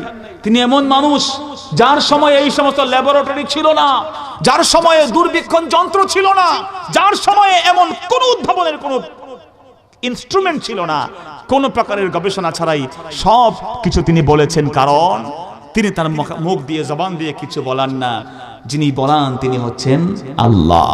আল্লাহ বলছেন, মা ইয়ানতিকু আনিল হাওয়া ইন হুয়া ইল্লা ওয়াহয়ু ইউহা। আমার বন্ধু মুহাম্মদ নিজে থেকে কিছু বলে না রে, দুনিয়ার মানুষ নিজে থেকে কিছু বলে না, বরং বন্ধু মুহাম্মদ যা বলে সব কিছু বলাই আমি একজন, তিনি কে? প্রিয় বন্ধু, বিজ্ঞানীরা আগে বলতো গ্রহের সংখ্যা 9টা। গ্রহের সংখ্যা কয়টা বলতো? 9টা। এ নিয়ে তারা বহু ঝামেলা করেছে, কিন্তু কোরআন মজিদে আল্লাহ পাক বহু বছর আগে বুঝাই দিয়েছেন গ্রহের সংখ্যা 9টা না, গ্রহের সংখ্যা 11টা। সুবহানাল্লাহ বলেন। গত কিছুদিন আগে বিজ্ঞান 2টা গ্রহকে খুঁজে পেয়েছে, একটা নাম ভলকান আর একটা নাম প্ল্যানেট এক্স। তারা বলছে হ্যাঁ আমরা মেনে নিলাম 9-এর সাথে আরো 2টা যোগ হয়ে এখনকার দিনে গ্রহের সংখ্যা কিন্তু 9টা না, আমরাও স্বীকার করলাম। গ্রহের সংখ্যা কয়টা? জোরে বলতে হবে কয়টা? প্রিয় মুসলমান ভাইরা, আল্লাহ রাব্বুল আলামিন সূরাত ইউসুফের ভিতরে 4 নম্বর আয়াতে ইরশাদ করেছেন, ওয়া ইয ক্বালা ইউসুফু লিআবিহি ইয়া আবাতি ইন্নী রাআইতু আহাদা আশারা কাওকাবান ওয়াশ-শামসা ওয়াল কমারা রাআইতুহুম লি সাজিদিন। বন্ধু মুহাম্মদ, আপনি রিমেম্বার করেন, স্মরণ করুন সেই সময়ের কথা যখন ইউসুফ তার আব্বাকে বলল, আব্বারে আমি স্বপ্নে দেখেছি কমপক্ষে 11টা গ্রহ, 11টা চন্দ্র, 11টা তারকা এবং তার সাথে সাথে চন্দ্র এবং সূর্য আমি ইউসুফকে সাজদায় ডেকে দিয়েছে। চন্দ্র সূর্য এছাড়া আরো গ্রহ। ইউসুফ নবী বলছেন 1500 বছর আগে কয়টা? 11টা। আহাদা আশারা কাওকাবা মানে 11টা নক্ষত্র, 11টা গ্রহ ইউসুফকে সাজদা করছে। বাবা আপনি কি মনে করেন? তাহলে আল্লাহ সুবহানাহু ওয়া তাআলা এগুলো বলে দিয়েছেন সুন্দর করে, আপনাকে একটু খুঁজে বের করতে হবে, ঠিক কিনা বলেন? জোরে বলেন। তো 11টা নক্ষত্র যে ইউসুফ নবীকে সাজদা করছে, এ থেকে বোঝা যায় যে ইউসুফ নবী এখানে আল্লাহ পাক তার জবান দিয়ে এই পৃথিবী সাজানোর ক্ষেত্রে চন্দ্র সূর্য ছাড়া আরো 11টা গ্রহ নক্ষত্র দিয়ে আল্লাহ জগৎ সাজিয়েছেন। বলেন না সুবহানাল্লাহ। প্রিয় ভাইরা আমার, এই জন্য আল্লাহ রাব্বুল আলামিন কেবলমাত্র এই চন্দ্র সূর্যই তৈরি করেন না, এই সূর্যের মধ্যে দিয়েছেন হিট, তাপ এবং আলো। আর চন্দ্রকে বানিয়েছেন এমন, বিজ্ঞানীরা আজকে বলেছে চন্দ্রের নিজের কোনো আলো নাই, চন্দ্র সূর্যের আলো থেকে গ্রহণ করে কেবল জ্বলে। সুবহানাল্লাহ। চন্দ্রের কোনো তাপ নাই, তাপ দেওয়ার ক্ষমতা নাই। হি হ্যাজ জাস্ট লাইট, তার মধ্যে আছে আলো, কিন্তু সেই আলোটাও সূর্য থেকে গ্রহণ করছে, ধার করে নিয়েছে, সে কোনো হিট দিতে পারে না। আজকের বিজ্ঞান বলছে সূর্য হিট দেয় আর চন্দ্র দেয় আলো, কিন্তু আমার আল্লাহ 1500 বছর আগে সূরাত ফুরকানের 61 নম্বর আয়াতে এই কথাই বলে গেছেন। যদি বলেন না সুবহানাল্লাহ। আল্লাহ জানিয়ে দিয়েছেন, তাবারাকাল্লাযী জাআলা ফিস সামাই বুরুজা ওয়া জাআলা ফিহা সিরাজাও ওয়া কমারাম মুনীরা। যদি বলেন সুবহানাল্লাহ। আল্লাহ জানিয়ে দিয়েছেন সেই মহান রব যিনি আসমানের ভিতরে অনেকগুলো সুন্দর সুন্দর বুরুজ দিয়েছেন, নক্ষত্র দিয়েছেন। আর শোনো যে আল্লাহ রাব্বুল আলামিন এই আকাশের ভিতরে দিয়েছেন একটা বাতি। একটা বাতি মানে মোমবাতি, আমাদেরকে যেমন আলো দেয় তেমন তাপও দেয়। কথা কোন ঠিক কিনা? মোমবাতি দিলে আমরা তাপ পাই না, আলো পাই কি পাই না? মশাল জ্বালালে। আল্লাহ বলছেন সূর্যকে বলছেন সিরাজ। সিরাজ মানে বাতি, যে বাতির মধ্যে আলো আছে এবং তাপও আছে, হিট আছে, লাইট, দুটোই আছে। হিট এন্ড লাইটের কম্বিনেশন হচ্ছে সূর্য। আর কামারকে বলছেন মুনির, এটাকে বলি আলো দেয়। He can't give you the heat, সে তোমাকে তাপ দিতে পারে না। প্রিয় বন্ধুরা আমার, সেজন্য আল্লাহ সুবহানাহু ওয়া তাআলা যেই চাঁদকে তৈরি করেছেন সেই চাঁদে যাওয়া সম্ভব। যেই কারণে আল্লাহ রাব্বুল আলামিন ওই চাঁদকে তার প্রিয় হাবিবের চোখের ইশারা দিয়ে, আঙ্গুলের ইশারা দিয়ে দ্বিখণ্ডিত করে দিয়েছে। 1969 বিজ্ঞানীরা প্রথম পাঠিয়েছে একটা কুকুরকে, তার নাম হলো লাইকা। কি নাম? লাইকা নামে কুত্তারে পাঠাইছে সেখানে কুকুর। সেই কুকুরকে পাঠিয়ে দেখলো সে কেমন আছে কেমন নাই, দেখলো সর্বনাশ, কুকুরটা নির্মমভাবে মারা গেছে। এরপরে 2 বছর পরে তারা নিজেরা গেছে, 3 জন বিজ্ঞানী গিয়েছেন। একজন নীল আর্মস্ট্রং, যারা আমরা তার নাম শুনি, আরেকজন হচ্ছেন অলড্রিন, আরেকজন হচ্ছে মাইকেল কলিন্স। এই 3 জন যখন সেখানে গেলেন, তারা সেখানে চাঁদের বুকে পা দিয়ে বলেছেন, this is a small step of man. এটা হচ্ছে মানুষের ক্ষুদ্র একটা পারা, মানুষ আর অনেক কিছু করবে। তারা সেখানে চাঁদের বুকে কালো দাগ দেখতে পেরেছে এবং তারা বলেছে এই চাঁদটা বহু বছর আগে কোনো একটা সময় ফেটে গেছিল। সুবহানাল্লাহ বলবেন না? আল্লাহ 1500 বছর আগে বলেছেন, ইকতারাবাতিস সাআ ওয়ানশাক্কাল কমার। আল্লাহ বলেছেন কিয়ামত নিকটবর্তী হয়ে গেছে। আর চাঁদটাকে দ্বিখণ্ডিত করে দিয়েছিলেন কে? তারিখে ফেরেশতা নামে একটা কিতাব আছে, তারিখে ফেরেশতা, ফারসি কিতাব। সেখানে বলা আছে ভারতের মালাবার রাজ্য, কোন রাজ্য জুড়ে বলেন? মালাবার রাজ্যের একজন রাজা ছিলেন, তার নাম চক্রবর্তী। সেই রাজা চক্রবর্তী ফার্মাস, তিনি একদিন রাসূলের জামানায় সেই সময়ে তার বারান্দায় পায়চারি করে চাঁদের দিকে তাকাচ্ছিলেন। তিনি নির্চুকে চাঁদকে দ্বিখণ্ডিত হতে দেখেছেন, বলেন না সুবহানাল্লাহ। যখন তিনি শুনেছেন এই ঘটনা, খোঁজ নিলেন চাঁদটা দ্বিখণ্ডিত হলো, আবার মিলে গেল কেন? আল্লাহ সেই গোলাম যখন আমার রাসূলের পরিচয় পেলেন, মদিনাতুল মুনাওয়ারায় গিয়ে কালেমা পড়ে নবীর হাতে হাত দিয়ে মুসলমান হয়ে গেলেন। এই জন্য মুসলমান ভাইয়েরা আমার, সূর্য আমাদের থেকে 13 লক্ষ গুণ বড়। বিজ্ঞান বলেছে এই সূর্য থেকে মাঝে মধ্যে এত ভয়ঙ্কর ভয়ঙ্কর কিছু গোলা বের হয়, এক একটা গোলা পৃথিবীর থেকে কয়েকশো গুণ বড়, কিন্তু পৃথিবীতে তাকে আল্লাহ পৌঁছাইতে দেন না, বরং এই পৃথিবীতে আসার আগে কৃষ্ণ বহরে আল্লাহ সেগুলোকে হারায়া দেন। সুবহানাল্লাহ। সবচেয়ে বড় নক্ষত্র কমপক্ষে 50 কোটি সূর্যের সমান। সুবহানাল্লাহ বলবেন না? সূর্য 13 লক্ষ গুণ বড়, আর এই আসমান এত বিশাল, এত বিশাল, যার কোনো কুল কিনারা কেউ করতে পারে। আর আল্লাহ রাব্বুল আলামিন আসমানকে সাজিয়েছেন, জিনাত করেছেন তারকারাজি দ্বারা। আল্লাহ বলছেন ওয়ালাকাদ যায়্যানাস সামাআদ দুনিয়া বিজিনাতিনিল কাওয়াকিব। আমি আল্লাহ আসমানকে সাজিয়েছি তোমাদের নিকটবর্তী আসমান। বোঝা গেল দূরবর্তী আসমানও আছে। কিন্তু পৃথিবীর আজকের বিজ্ঞানীরা, এই ডোনাল্ড ট্রাম্পের শাসন আমলের যে বিজ্ঞানীরা নাসার, তারা আজ পর্যন্ত প্রথম আসমানের খোঁজ বের করতে পারে নাই। সুবহানাল্লাহ বলবেন না? পৃথিবী থেকে সূর্য 13 লক্ষ গুণ বড়, আর পৃথিবীর সবচেয়ে বড় নক্ষত্র সূর্য থেকে 50 কোটি মাইল দূরে। সুবহানাল্লাহ বলবেন না? তো পৃথিবীটা কত বড়, মহাকাশ, প্রথম আকাশ কত বড়, প্রথম আকাশকে দ্বিতীয় আসমানে রাখলে মুফাসসিররা বলেছেন আল্লাহর যেটা ফেরেশতারা জিজ্ঞেস করেছে আল্লাহর কাছে পৃথিবীর সৃষ্টির ইতিহাস, সে থেকে জানা যায় প্রথম আসমানকে দ্বিতীয় আসমানে রাখলে বিশাল সাহারা মরুভূমিতে একটা পয়সা রাখলে যতটুকু জায়গা নেবে, গোটা আল্লাহর প্রথম আসমানকে দ্বিতীয় আসমানে রাখলে ততটুকু জায়গা নেবে। সুবহানাল্লাহ বলবেন না? তো আল্লাহর জগৎ যে কত বড়, এ কথা আমরা কেউ কোনো অবস্থায় চিন্তা করে শেষ করতে পারবো না। প্রিয় মুসলমান ভাইয়েরা আমার, সেই সূর্য আমাদেরকে হিট দেয়। বিজ্ঞানীরা বলেছে সূর্য 1 ঘন্টায় যে তাপ পৃথিবীর মানুষকে দেয়, পৃথিবীর সমস্ত মানুষ তাদের সব আলো এক করলে 1 বছরে এত তাপ দিয়ে সেই তাপ উৎপন্ন করতে পারবে না। আল্লাহ সুবহানাহু ওয়া তাআলা সেজন্য আকাশ তৈরি করেছেন, জমিন তৈরি করেছেন। আল্লাহ রাব্বুল আলামিন এই জমিনের পাশাপাশি জমিনকে টিকিয়ে রাখার জন্য পাহাড়গুলোকে তৈরি করেছেন। ওয়া জাআলনাল জিবালা আওতাদা। জমিন নড়তো, আল্লাহ পাহাড়কে পিন বানাইয়া লোহার মতো এটাকে গেড়ে দিয়েছেন। জমিন আর নড়তে পারে? যদি বলেন পারে। এই জন্য আল্লাহ বলছেন, বান্দা বাড়াবাড়ি করিও না, তুমি আমার কথা শোনো।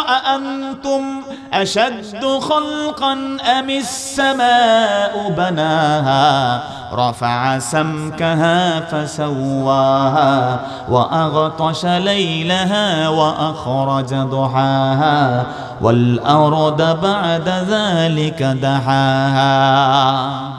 তুমি কি কঠিন না আসমান কঠিন? তুমি তো একজন তুচ্ছ মানুষ, কিচ্ছু ছিল না, তুমি একটা ছোট্ট পানির ফোঁটা থেকে আমি আল্লাহ তোমাকে বাইরে বানাইছি। সুবহানাল্লাহ বলেন। আসমান দেখো কত বিশাল আসমান তৈরি করেছি, বিশাল জমিন তৈরি করেছি। আসমানের দিকে তাকাও, আসমানের কোনো পিলার নাই। এই পিলার ছাড়া আসমানকে টিকিয়ে রেখেছেন তোমার উপরে যিনি, তিনি কে? প্রিয় ভাইয়েরা আমার, জমিনকে আল্লাহ বিস্তৃত করে দিয়েছেন। এই জমিনের ভিতরে কেবল জমিন দেন নাই, জমিনকে কিছু নদী নালা দিয়েছেন, সাগর দিয়েছেন, সাগর থেকে কিছু নদী দিয়েছেন, নদীর ভিতর দিয়ে আবার কিছু নালা আছে না নাই, ড্রেন ব্যবস্থা। আজকে যে আপনার কনস্ট্রাকশনের যে জ্ঞান, তারা বলছে পৃথিবীকে ঠিক রাখার জন্য 25% ড্রেন দরকার। ড্রেন ঠিক কিনা বলেন? যদি আমরা ড্রেন যেটা আছে ওখানে আমাদের বোতল, এরপরে পলিথিন যা আছে এগুলো ফালাইয়া আমরা মনে করি এগুলো বন্ধ করে দেওয়া দরকার। নাউজুবিল্লাহ বলবেন না? আর খালি বকি। মেয়র কি করছে, চেয়ারম্যান কি করছে? মেয়র সাহেব আমাদের ফজলুল ভাই, উনি কি পেপসি খাইয়া খাইয়া বোতলগুলো ড্রেনে ফেলাইছে? কথা বলেন না কেন? উনি ফেলাইছে? আপনি ফেলাইছেন? আমরা ফেলাইছি? পলিথিনগুলো আমরা ফেলেছি? ঢাকা শহরের পুরো ড্রেনগুলো লক্ষ না কোটি কোটি এই সমস্ত বোতলগুলো ফেলে আমরা দিয়েছি, বন্ধ আমরা করেছি। আল্লাহ বলছেন না না, এগুলো বন্ধ করিও না, এই ড্রেনগুলো করে দিয়েছি, এই সমুদ্রগুলো করে দিয়ে জমিনের ফাঁকে ফাঁকে ফাঁকে ফাঁকে, যাতে করে পৃথিবী সুন্দর থাকে। সুবহানাল্লাহ বলবেন না? আল্লাহ সেজন্য জানিয়ে দিয়েছেন কে এগুলো করেছে, একটু চিন্তা করো। আল্লাহ বলছেন আম্মান জাআলাল আরদা ক্বারারাও ওয়া জাআলা খিলালাহা আনহারা ওয়া জাআলা লাহা রাওয়াসিয়া ওয়া জাআলা বাইনাল বাহরাইনি হাজিজা। আল্লাহ বলছেন কোন সেই সত্তা যিনি জমিনকে কারার, জমিনকে মজবুত বানিয়ে দিয়েছেন। কারার মানে মজবুত না, জমিনকে উপযোগী বানিয়ে দিয়েছেন, যেমন দরকার তেমন জমিনকে বানিয়ে দিয়েছেন কে? এই জমিনে আপনি কুপাইয়া ফসল উৎপন্ন করবেন, দেয় কি দেয় না? জমিন দেয় না ফসল আপনাকে? আবার এই জমিনে আপনি একটা বিল্ডিং বানাইবেন, কুপাইয়া গুতাইয়া ওর উপরে পাইলিং করিয়া 100 তলা বিল্ডিং বানান, জমিন কি ফেলে দেয়? যেমন দরকার তেমন বানিয়ে দিয়েছেন। কারার মানে কি? আপনার জন্য উপযোগী বানিয়ে দিয়েছেন। সুবহানাল্লাহ বলবেন না ভাইরা? এটা আল্লাহর বিধান। রাসূলের কথাগুলো বুঝতে হবে, আল্লাহর কথা বুঝতে হবে আপনাকে। কারার মানে খালি শক্ত বানান নাই, যে নাকি কঠিন জমিনকে কুপাইয়া তার মধ্যে সেচ দেয়, পানি দেয়, লাঙ্গল চষে, তার মাথার ঘাম পানিতে ফেলে তার জন্য জমিনকে নরম করে দিয়েছেন কে? আবার আপনি আল্লাহ আমার এই জমিনে বিল্ডিং হইবনি, ইঞ্জিনিয়ার কয় একটু কুপান পাইলিং করেন নিয়া ঠিক হয়ে যাবে। এই জমিনকে আল্লাহ শক্ত বানাই দেন নাই ভাই? দেন কি দেন না? দিয়েছেন, এগুলো আল্লাহ দিয়েছেন। কে দিয়েছেন জোরে বলেন? আল্লাহ। এই জন্য জমিনের ভিতরে আপনি চলবেন, সেই জমিনকে আপনার উপযোগী। কারার মানে উপযোগী, খালি শক্ত না। কারার মানে শুধু শক্ত নয়।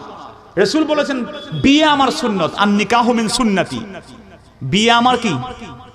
বিয়ে করা সুন্নত বলেন না, বলেন বিয়ে, বিয়ে জাস্ট বিয়ে। আর এরপরে বলছেন যে ব্যক্তি আমার সুন্নত মানে না সে আমার উম্মত না।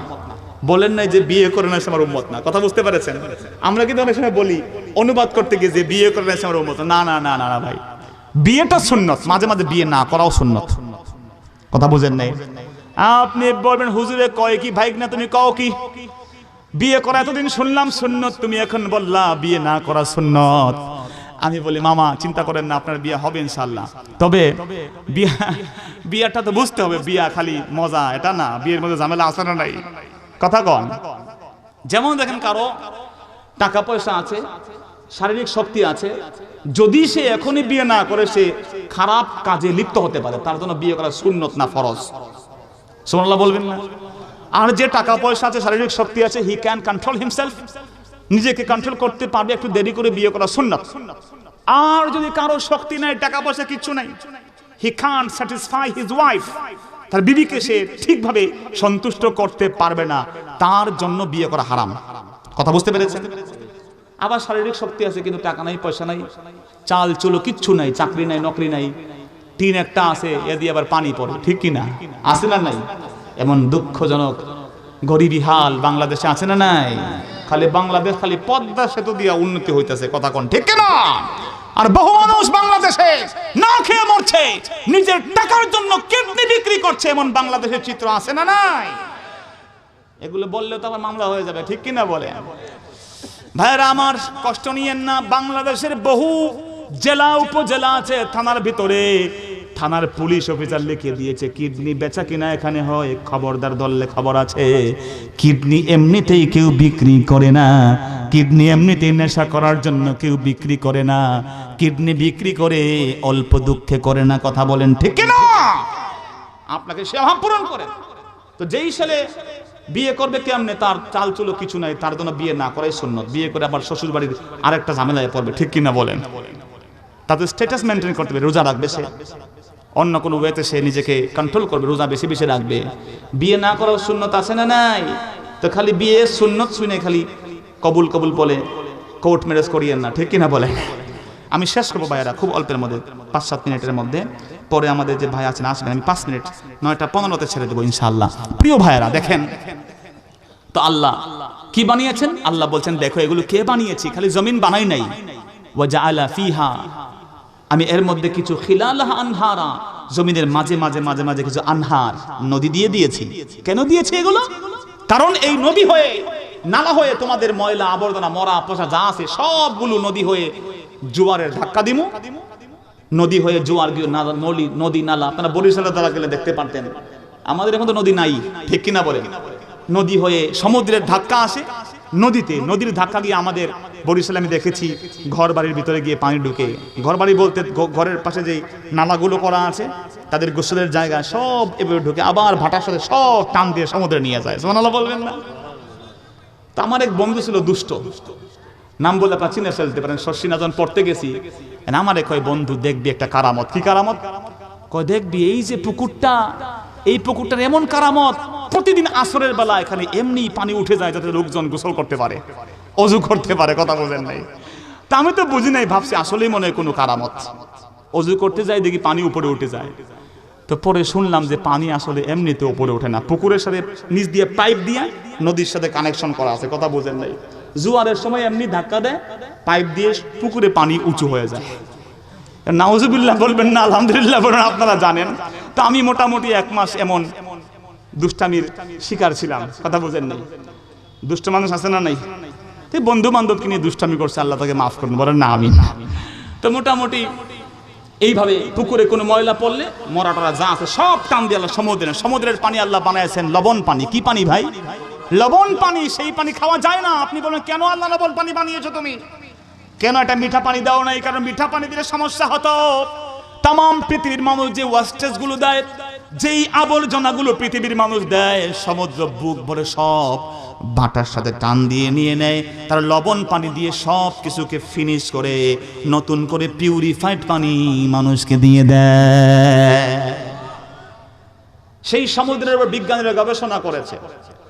আল্লাহ পাক বলছেন ওয়াজআলা বাইনাহুমা, এই দুই সমুদ্রের ভিতরে হাজিজা, এক প্রতিবন্ধক তৈরি করে দিয়েছে। বিজ্ঞান খুঁজে দেখেছে সাদা পানি, মিষ্টি পানি, আবার লবণ পানি, দুই আটলান্টিক মহাসাগরের কোন এক জায়গায় বিশাল লম্বা নদীর মতো বের হয়ে গেছে।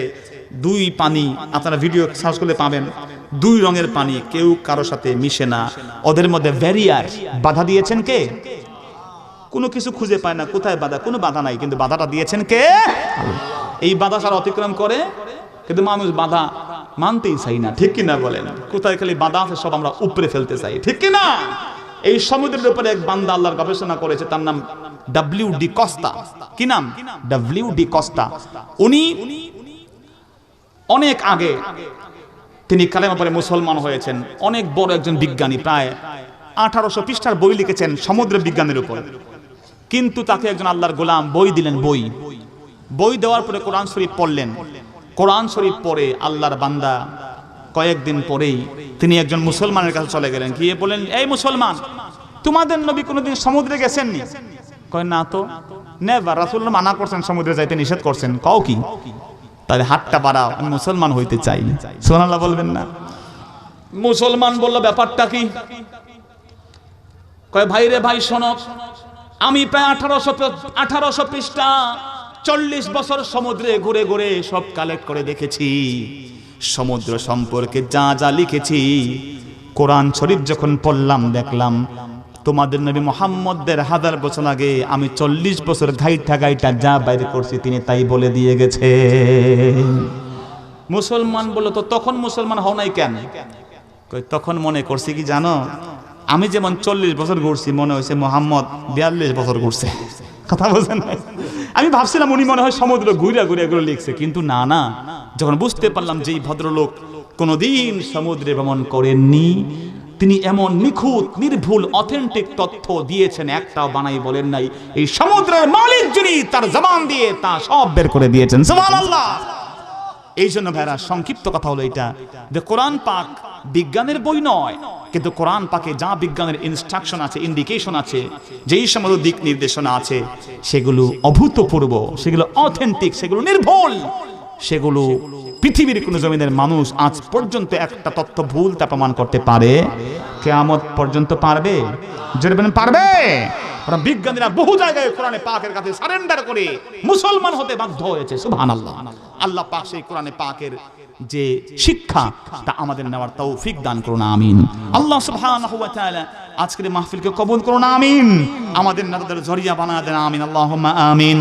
রব্বানা যালামনা আনফুসানা ওয়া ইল্লাম তাগফির লানা ওয়া তারহামনা লানাকুনান্না মিনাল খাসিরিন। রব্বুল আলামিন আজকের মাহফিলকে আপনি কবুল করুন।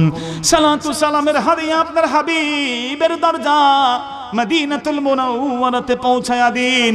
তারা দুটো হাত তুলেছি, আমাদের যাদের আব্বা আম্মা আত্মীয় স্বজন মুর্দেগান কবরবাসী হয়েছেন প্রত্যেকের রুহে হাদিয়া পৌঁছায়া দেন। আল্লাহ রে, এই শাহবন্দরের জমিনে, এই মাইজবাগের জমিনে, রব্বুল আলামিন মাইজপাড়ার জমিনে, আল্লাহ আশপাশের গ্রামগুলোর জমিন দিয়ে আমাদের পিতামাতা এক সময় হাঁটতেন, আজকে তারা কবরে আছেন, তাদের কবরে জান্নাতের বাগান বহায়া দেন। আল্লাহ, আমাদের কারো মা বাবাকে আপনি কবরে আযাব দিয়েন না। আল্লাহ, আমরা কেউ কোটি টাকার মালিক, কেউ পথের ভিক্ষুক, আমাদের দিলের ভিতরে এমনও ব্যথা আছে যেই ব্যথা আপনি ছাড়া কেউ দূর করতে পারবে না। যার যার মনের ব্যথা আছে দূর করে দেন, যার যার মনের কষ্ট আছে আপনি লাঘব করে দেন, প্রত্যেকের মনের নেক আশাগুলো পূরণ করে দেন, ঋণগুলো পরিশোধ করার তৌফিক দেন, অসুস্থ যারা আছেন সুস্থতা দিয়ে দেন।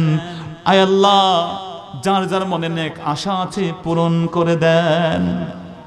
এই মাহফিলকে সাজাতে যে টাকা পয়সা বুদ্ধি পরামর্শ দিয়ে যারা সহযোগিতা করেছেন প্রত্যেককে আপনি যাতায় খায়ের দান করেন।